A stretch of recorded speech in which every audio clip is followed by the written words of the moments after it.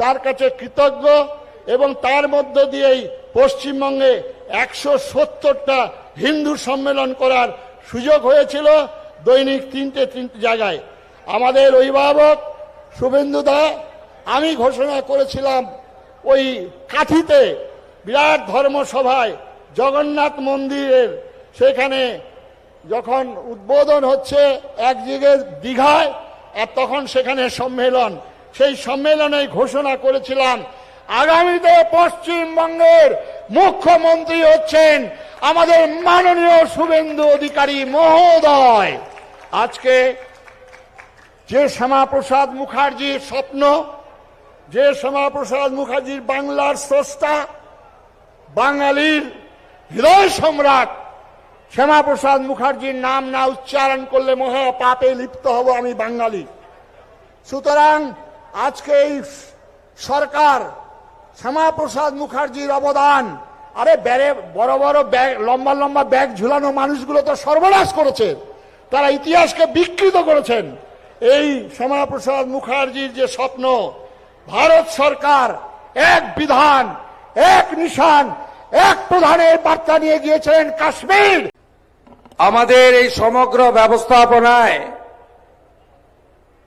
নির্গুণানন্দজি মহারাজ এবং আমার ভাতৃপ্রতিম এখানকার বিধায়ক সন্টু পান, তারা সকলকে নিয়ে কোনো কাজ কেউ একা করতে পারে না। সম্মিলিতভাবে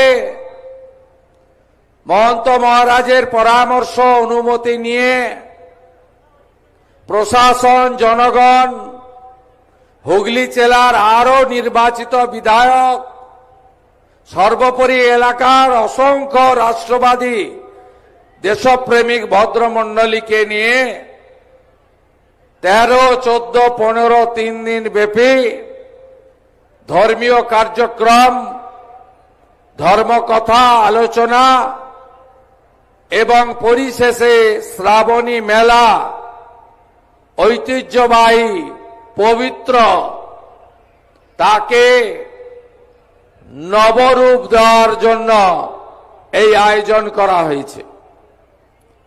আমি প্রণাম জানাই পদ্মশ্রী প্রদীপ্তানন্দ মহারাজকে, যাকে আমরা কার্তিক মহারাজ রূপে চিনি এবং প্রণাম করি। বিশিষ্ট রাষ্ট্রবাদী প্রচারক অদ্বৈতচরণ দত্ত মহোদয়, বিশ্ব হিন্দু পরিষদের এতদ অঞ্চলে, এই রাজ্যে তথা বিভিন্ন রাজ্যে যিনি সংগঠিত করেন, প্রচার করেন, আমাদের সোহন সিং সোলাঙ্কিজি,